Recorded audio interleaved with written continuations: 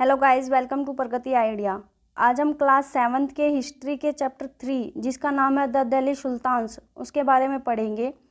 इस चैप्टर को स्टार्ट करने से पहले हम सेकंड चैप्टर को देखते हैं कि उसमें हमने क्या पढ़ा था। सेकंड चैप्टर में हमने पढ़ा था कि जैसे साउथ में कावेरी डेल्टा तक अलग अलग किंगडम्स जो हैं वो एम्पायर, अलग अलग एम्पायर्स जो हैं वो एमर्ज होकर आ गए थे, नई नई किंग्स बन के आ गए थे, नई नई किंगडम्स बन के आ गई थी, राइट। तो उसी से चल के देखते हैं। देखिए, in chapter 2 we saw the region like Kaveri Delta become the center of large kingdom। हमने देखा कि सेकंड चैप्टर में कि लार्ज किंगडम जो है किस तरह से सेंटर पॉइंट बन के आती है, कावेरी डेल्टा तक वो एक्सपेंड होती है। Did you notice that there was no mention of kingdom with Delhi as its capital. हमने ये बात नोटिस की कि भी वहाँ पर दिल्ली किंगडम के बारे में कोई बात नहीं है। हालांकि हमने फर्स्ट चैप्टर में पढ़ा था कि दिल्ली सुल्तनत में जो वहाँ पर जो कह सकते हैं कि मिनाज सिराज का आया था कि उन्होंने अपना जोग्राफिकल एरिया जो हिंदुस्तान के बारे में कितना बताया था, राइट। तो यहाँ पर हमें सेकंड चैप्टर में दिल्ली सल्तनत कह सकते हैं, दिल्ली सुल्तान के बारे में जानने का मौका नहीं मिला। क्यों? इसके पीछे एक रीज़न है कि Delhi becomes an important city only in the 12th century.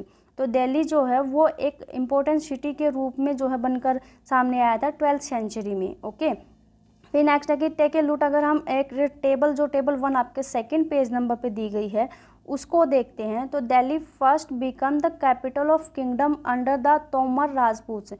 तो उसमें हम देखते हैं कि जो फर्स्ट टाइम जो है दिल्ली किसी किंगडम की कैपिटल बनती है तो वो तोमर राजपूत के अंडर में बनती है। Who were defeated in the middle of the 12th century. 12th century के मिडल में जाने के बाद जो है उनको डिफीट हरा दिया जाता है बाय द चौहान्स, या कह सकते हैं कि चहमनाज भी बोलते हैं उनको, चौहान्स भी बोलते हैं। उन्होंने उनको हरा दिया था। कहाँ के थे वो? ऑफ अजमेर के थे। ओके, उसके बाद देखते हैं कि it was under the Tomars and Chauhans that Delhi becomes an important commercial area. कि चौहान और तोमर्स इन दोनों के बीच में जो दिल्ली है वो एक इम्पोर्टेंट कमर्शियल सेंटर बन जाता है, यानी कि एक व्यापार का बहुत बड़ा केंद्र बन जाता है। मैनी रिच जन merchants live in the city. बहुत सारे रिच पर्सन कह सकते हैं कि जैन व्यापारी थे वो यहाँ पर आकर रहने लग जाते हैं सिटी के अंदर।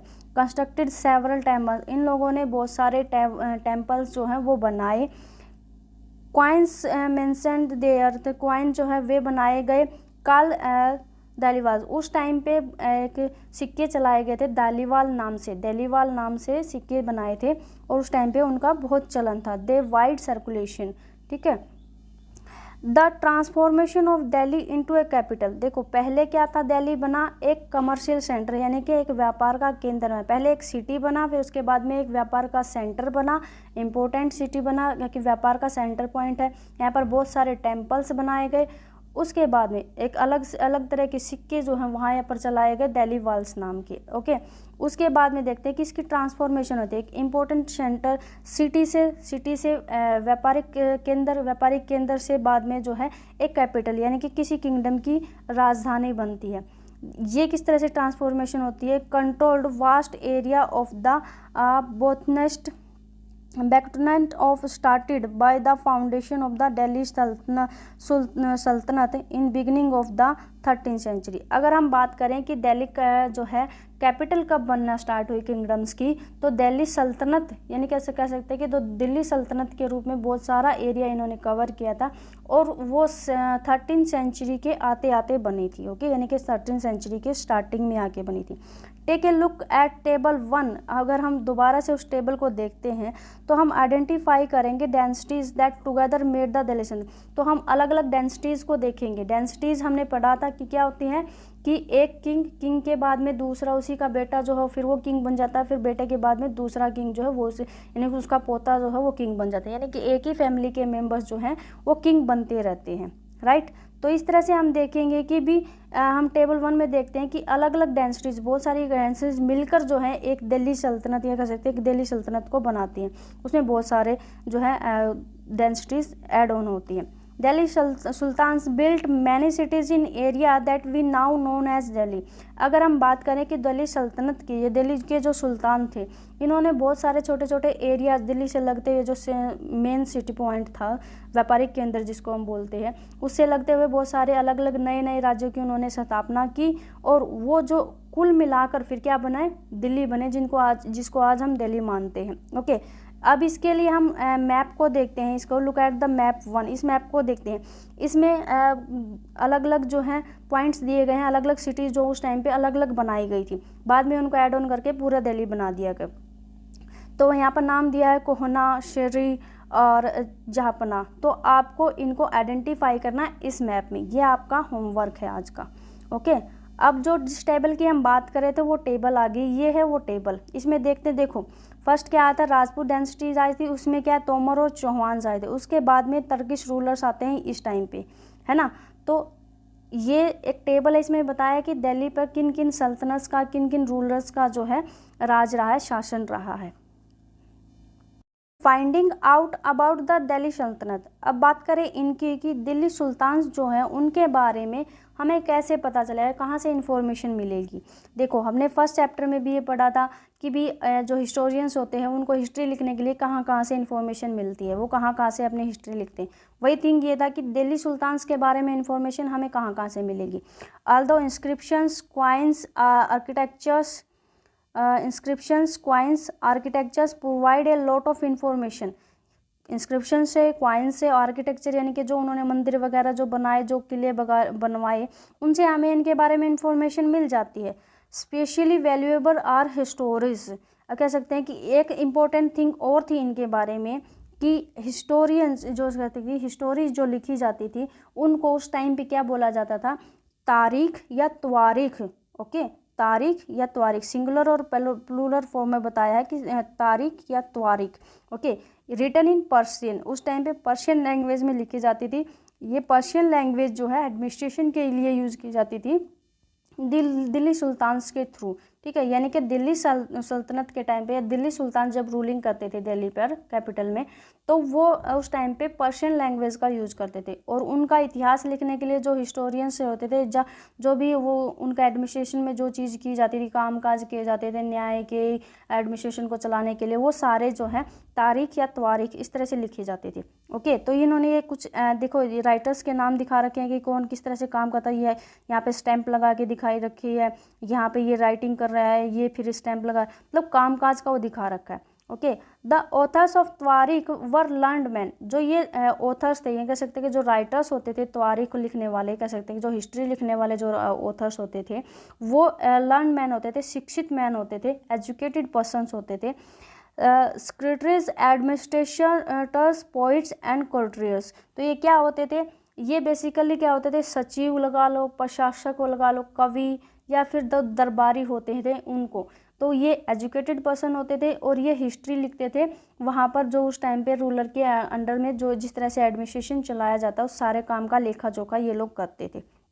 ओके, अब ये क्या कहते थे, बोथ, इनका काम क्या होता था, recounted events and advised rule on governance. तो ये क्या कहते थे, एक तो ये सारा लेखा जोखा जो होता था, इसका हिसाब किताब लिखना इनका काम होता था, मतलब इन इवेंट्स को, कोई भी इवेंट या कोई भी कामकाज है उसका पूरा पूरा इनका ब्यौरा देना होता था। सेकेंडली क्या आता था कि ये रूलर को एडवाइज करते थे कि वो जो शासन जो है वो इम्पोर्टेंस ऑफ जस्ट रूल, उनको शासन को सलाह मशवरा भी देते थे कि भी आपको जो है एक न्यायफुल शासन जो है किस तरह से चलाना चाहिए। ओके, अब यही बात अगर हम देखें कि द सर्कल ऑफ जस्टिस, एक जो है यहाँ पर बताया है कि एग्जाम्पल दिया है उसी तरह से कि फ़कीर मुदब्बिर जो थे उन्होंने 13वीं सेंचुरी में किंग को एक सलाह दी है और लिखा है, उन्होंने क्या लिखा, the king can not survive without soldiers and soldiers can not without salaries come from the revenue collected from the peasants. ये क्या कहता है कि किंग जो है वो सैनिकों के बिना जो है नहीं चल सकता, सैनिक जो है वो वेतन के बिना नहीं रह सकते, और वेतन आता है किसानों के एकत्रित राजस्व से, यानी कि किसान जो हैं वो कलेक्ट करते हैं सारे के सारे रेवेन्यू को, उनसे जो है उनको मिलता है। फिर आता है but peasants can pay revenue only when they are prosperous and happy. लेकिन किसान जो है वो राजस्व या कह सकते हैं कि जो लगान है वो कब पे कर पाएंगे, जब वो खुश होंगे, प्रसन्नतापूर्वक रहते होंगे, यानी कि संपन्न होंगे और खुश होंगे, राइट।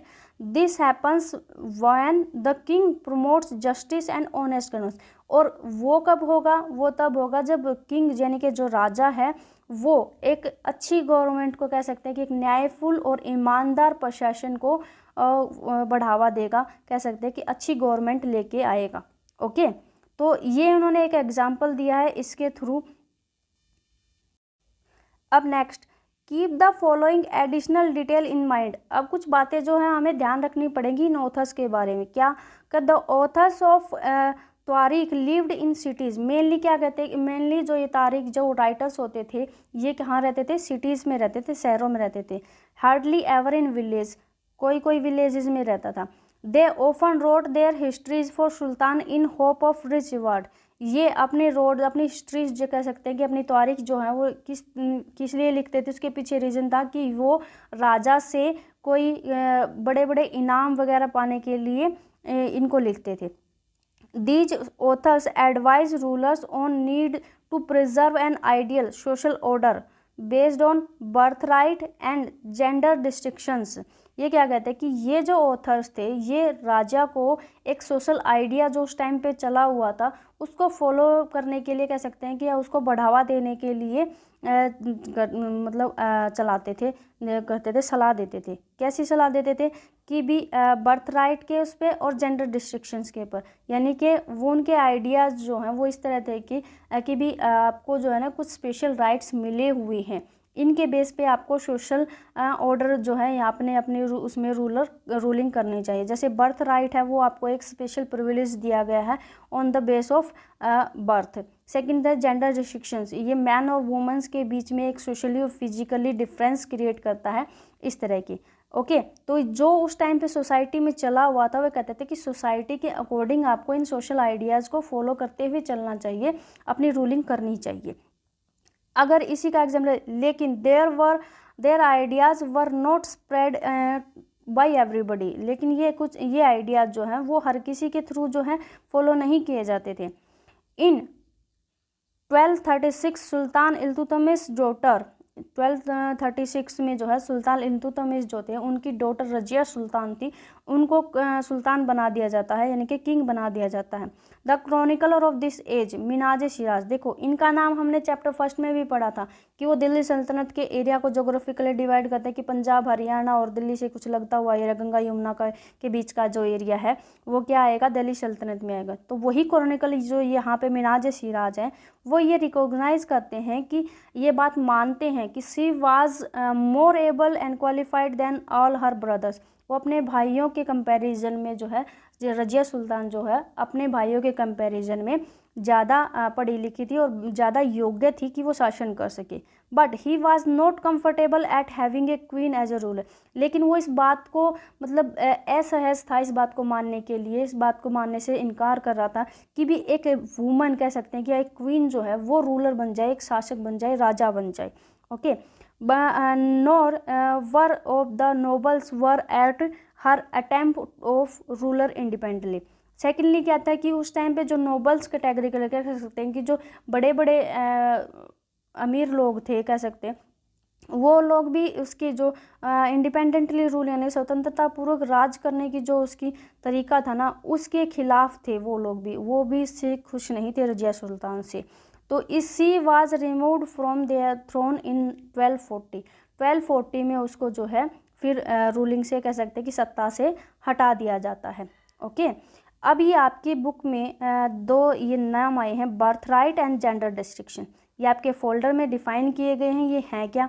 बर्थ राइट क्या होता है? Privileges claimed on account of birth, यानी कि ऐसे कुछ विशेषाधिकार, प्रिविलेजेस होते हैं विशेषाधिकार, यानी कि किसी को स्पेशल राइट दे देना। तो ये कुछ स्पेशल राइट्स होते थे जो सिर्फ किसी को जन्म के आधार पर मिलते थे। ओके, फॉर एग्जाम्पल हम कहें कि people believed that nobles inherited their rights to govern because they were born in certain families. यानी कि मतलब कि उस टाइम पे फॉर एग्जांपल हम कह सकते हैं कि लोगों का ये बिलीव था उस टाइम पे, ये मानते थे कि जो कह सकते हैं कि अमीर लोग जो है, कुछ ही स्पेशल फैमिलीज जो हैं उनको ये राइट मिला हुआ है कि वो रूलिंग कर सके।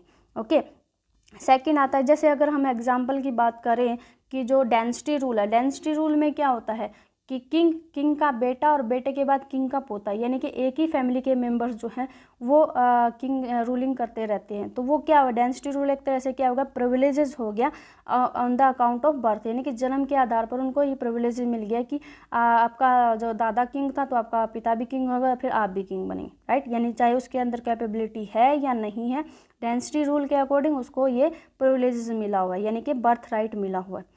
सेकंड बात करें हम जेंडर डिस्ट्रिक्शंस की, जेंडर डिस्ट्रिक्शंस क्या होते हैं कि social and biological difference between the man and women, यानी क्या कह सकते हैं कि मैन और वुमेन के बीच में अंतर करना, डिफरेंस क्रिएट करना, चाहे तो हम सोशली उसमें लगा ले कि सोसाइटी के लोग जो हैं वो समाज में जो है मैन को वुमेन से सुपीरियर मानते हैं, और फिजिकल स्ट्रेंथ के अकॉर्डिंग भी मैन को वुमेन से सुपीरियर मानते हैं। तो ये जेंडर डिस्ट्रिक्शंस माना जाएगा। ओके, चलिए आज के लिए इतना ही, बाकी करेंगे कल की नेक्स्ट क्लास में।